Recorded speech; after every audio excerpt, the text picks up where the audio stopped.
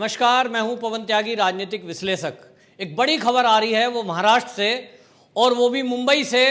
जिसका सब लोग इंतजार कर रहे हैं पिछले काफ़ी दिनों से कि सुशांत सिंह राजपूत और उसकी मैनेजर दिशा सालियान की मौत की गुत्थी आखिरकार सुलझ क्यों नहीं रही, जबकि तीन केंद्रीय एजेंसी जिसमें सीबीआई, एनसीबी और ईडी, ये तीन एजेंसियां मिलकर के इसकी जांच कर रही हैं और आज तक उसका कोई खुलासा नहीं हुआ है। और जो खुलासा लोगों को उम्मीद नहीं थी, एक ड्रग एंगल का, अब तो लोग सोशल मीडिया पे मजाक उड़ाने लगे हैं कि ये जो हीरो हीरोइन है इनका गुटखा खाने की भी जांच कर लो, तो बहुत सारे लोग गुटखा बीड़ी भी पीते हैं।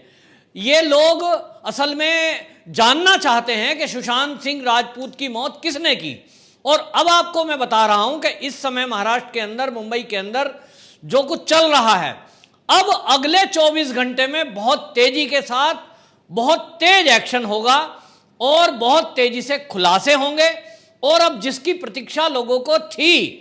तो वो खुलासा अब होने जा रहा है अगले 24 घंटे में। जी हां, सुशांत सिंह राजपूत की मौत को लेकर अगले 24 घंटे बहुत महत्वपूर्ण है। आप जब सुबह उठेंगे कल, तब तक बहुत बड़ा एक डेवलपमेंट आपको सुनने को मिलेगा। जैसा कि आप जानते हैं कि पहले ही दिन से सुशांत सिंह राजपूत के जो हत्यारे हैं वो बड़ी चालाकी से और अब सबूत मिटा दिए। उसमें पुलिस और प्रशासन किस तरह से मिला रहा उसको बताने की जरूरत नहीं है, सारे सबूत मिटाने की कोशिश की गई, या यूं कहें मिटा दिए गए। उसके बावजूद इसको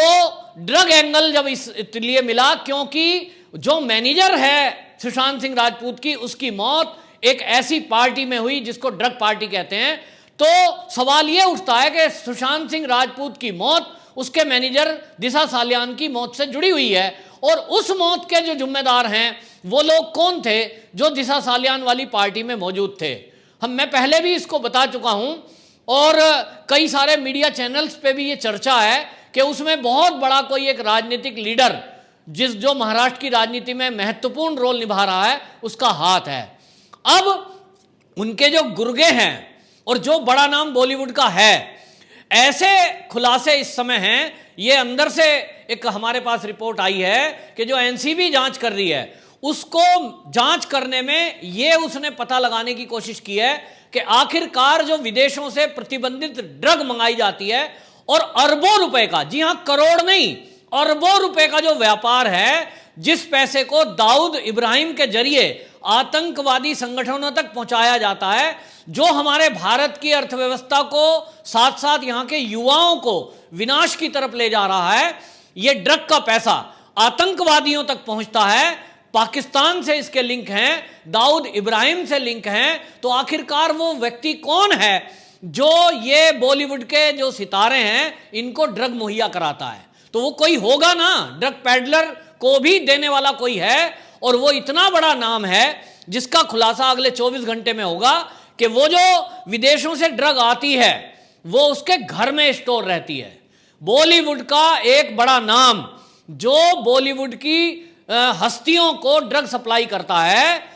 24 घंटे सप्लाई सेंटर वहां से चलता है। जिस तरह से दीपिका पादुकोण का खुलासा हुआ कि वो एक ग्रुप चलाती थी और ग्रुप में जो लोग थे वो पार्टी में आते थे और उनको ड्रग सप्लाई होती थी, दीपिका पादुकोण एक नाम है। इससे भी बड़ा नाम जो अब अगले 24 घंटे में आएगा, उसके बाद बॉलीवुड का तहलका मचना तय है। और इसमें सबसे बड़ा अचीवमेंट जो है उसको देखते हुए आप जानते हैं कि जो एनसीबी के हेड हैं वो एनसीबी के डीजी राकेश अस्थाना, जो बहुत ही ईमानदार और तेज तर्रार लीडर हैं, अधिकारी हैं, और स्पेशली इस केस को देख रहे हैं। एक तरह से कहें तो अमित शाह इस केस को उनके द्वारा डायरेक्ट डील कर रहे हैं। और वहां समीर वानखेड़े नाम के एक तेज तर्रार अधिकारी, जिनको स्पेशली 6 महीने के लिए मुंबई में इसीलिए लाया गया है ताकि वो जांच करें, क्योंकि उनकी पकड़ में पहले से ही बहुत सारे बॉलीवुड के लोग उनके रडार पर थे। तो राकेश अस्थाना और इस समय समीर वानखेड़े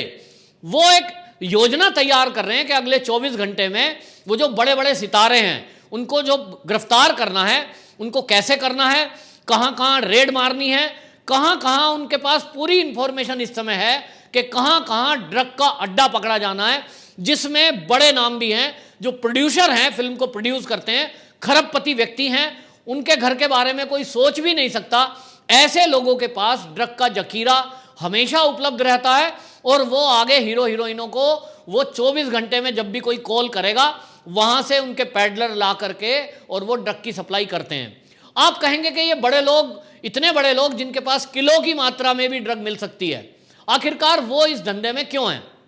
उसके दो रीजन है। एक तो बड़ा नाम होने के कारण उन पर कोई शक नहीं करता, कहेंगे साहब ये तो सीधा साधा एक हीरो है, फिल्म बनाता है, ऐड करता है, ये इस धंधे में कैसे हो सकता है? आप सोच भी नहीं सकते जिनका नाम आएगा। तो एक तो वो सुरक्षित हो गए बड़े नाम के कारण, उनकी पहुंच है, उनके पास पैसा है, वो सारा कुछ मैनेज कर लेते हैं। दूसरा क्या है कि वो बड़ा नाम, ये पार्टी के नाम पर जो लोग भी ऑर्गेनाइज करते हैं पार्टी, वो सब छोटे हैं उनसे, तो कोई भी लिंक बनाने में अपना शान समझता है। तो ये सब खुलासा अभी तक जो आप देखेंगे एनसीबी ने जांच की है। आप गौर करने लायक बात यह है कि जो ये वीडियो भी आई है जो करण जौहर वाली पार्टी की, ये पार्टी की वीडियो में भी आपको जो मेल और फीमेल दोनों कैरेक्टर उसमें दिखे हैं, लेकिन पहले एनसीबी ने फीमेल कैरेक्टरों को जांच के लिए बुलाया और उनको भी कह दिया कि आप अपने घर चले जाओ। तो क्या आप सोच रहे हैं कि सीबीआई, एनसीबी और ईडी ये एवं ही मूर्ख हैं कि बुलाया और चाय पिलाई और पूछताछ करके भेज दिया? नहीं जी, एक के पीछे एक एजेंसी काम कर रही है, एक एक एक्टिविटी नोट की जा रही है। दीपिका पादुकोण के फोन से जो खुलासे हुए हैं और पिछले दिनों की जो इनों की बातचीत है, उन सबसे सबूत इकट्ठे कर लिए गए हैं और जितनी ये हीरोइनें बुलाई गई हैं इनसे बाकायदा सबूत के तौर पर, गवाहों के तौर पर इनसे लिखित में ले लिया गया है, ताकि कल जब कोर्ट खुलेगी और ये बड़े बड़े नामचीन लोगों को जब कोर्ट में प्रस्तुत करना होगा तो बाकायदा पूरे पुख्ता सबूत लिखित में और वीडियो में होंगे, ताकि जज के सामने वो पेश करें तो जज उन्हें जमानत ना दे। ये पूरा बैकग्राउंड बना लिया गया और इसलिए राकेश अस्थाना खुद मुंबई में इस समय मौजूद हैं, क्योंकि वो खुद कमान देखेंगे इस बात की वहां रह करके, और समीर वानखेड़े को इस काम में लगाया गया है। टीमें बनाई जा रही हैं और अब वो टीम अभी कुछ ही अगले घंटों में एक साथ मुंबई के अंदर बड़े पैमाने पर रेड करेंगी और उस रेड में वो बड़े बड़े नामचीन लोग आएंगे। अब इस आने से पूरा ड्रग नेक्सस जो है वो खुलासा होने वाला है और वो बड़ा नाम सामने आएगा जिसको बिग बॉस कहा जा रहा है, कि वो बिग बॉस है जो अभी तक बिग बॉस लोगों को खिलाता है कि बिग बॉस खेलिए, बिग बॉस खेलिए, और वो सब लोग समझते हैं कि ये तो बहुत बड़ा बॉस है। लेकिन अब उस बिग बॉस का खुलासा होने का समय आ गया है, अगले 24 घंटे में वो खुलासा होगा। इसी में जिनके लिंक राजनीतिक गलियारों में हैं, जिन लोगों ने राजनीति के चलते, राजनीतिक पहुंच के चलते अभी तक जितनी भी जांच हुई है उसको भटकाया है। जैसे कि आपने सुना संजय राउत ने कहा था कि ये जो एनसीबी है इसका जांच तो करने का दायरा विदेशों का होता है, ये महाराष्ट्र में क्यों कर रहे हैं? तो ठीक है, मैं आज संजय राउत को बता देना चाहता हूं कि अगर मुंबई की पुलिस इस जांच को पहले ही ठीक से कर रही होती और जो ड्रग की पार्टियां दिन रात वहां चलती हैं जगह जगह, जो ये हीरो हीरोइन इकट्ठे होकर के नए नए लोगों को भी उसमें शामिल करते हैं, तो केंद्रीय एजेंसियों को दखल करने की जरूरत नहीं पड़ती। क्योंकि महाराष्ट्र की पुलिस ने काम अपना ठीक से नहीं किया, इसलिए केंद्रीय एजेंसियों को आना पड़ा। और अब केंद्रीय एजेंसियों ने, आप देखिए, केंद्रीय एजेंसियों ने दिखा दिया है कि आप जिसको गंगा की तरह पवित्र बता रहे थे बॉलीवुड को, वहां हमने कितनी गंदगियां निकाल ली हैं। तो अभी गंदगियां केवल बड़ी छोटी छोटी मछलियां ऊपर ऊपर से पकड़ी है, जो गहरे मगरमच्छ बैठे हैं ना तली में, वो अगले 24 घंटे में सबके सामने आने वाले हैं। इसके बाद पूरी मुंबई और महाराष्ट्र में तहलका मचना तय है, और इस तहलका मचने से अभी तक कुछ भी नहीं है। तो एक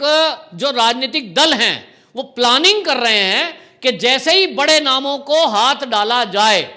तो किसी ना किसी तरीके से मुंबई में बवाल करने की कोशिश करेंगे।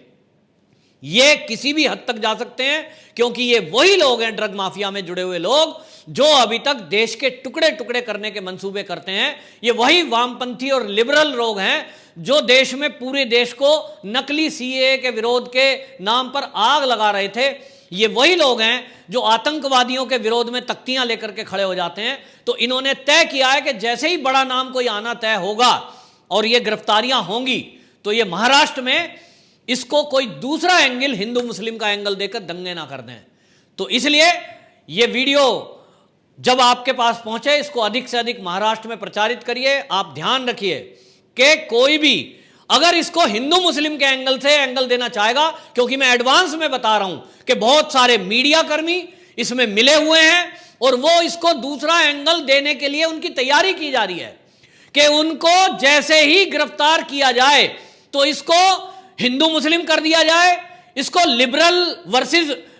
हिंदुत्व कर दिया जाए, इसको बीजेपी वर्सेस शिवसेना कर दिया जाए, या बीजेपी वर्सेस एनसीपी या बीजेपी वर्सेस कांग्रेस, इस तरह के एंगल देकर राजनीति इसमें की जाएगी। लेकिन महाराष्ट्र वालों को इस मामले में सतर्क रहना होगा और वो समझें कि ये जो लड़ाई है ये ड्रग माफियाओं के खिलाफ है, ये लड़ाई आतंकवादियों के खिलाफ है, ये देश के टुकड़े टुकड़े गैंग के खिलाफ है। इस राजनीति में अपने को बचा के रखना, और इसीलिए आपको बता दे रहा हूं, एक हिंट देता हूं कि कल जो संजय राउत और देवेंद्र फडणवीस की जो मीटिंग हुई थी वो इसीलिए बहुत अहम है कि वो मीटिंग, उसमें कुछ ऐसी बातें खुलासा हो चुकी हैं, तय हो चुका है, क्योंकि इस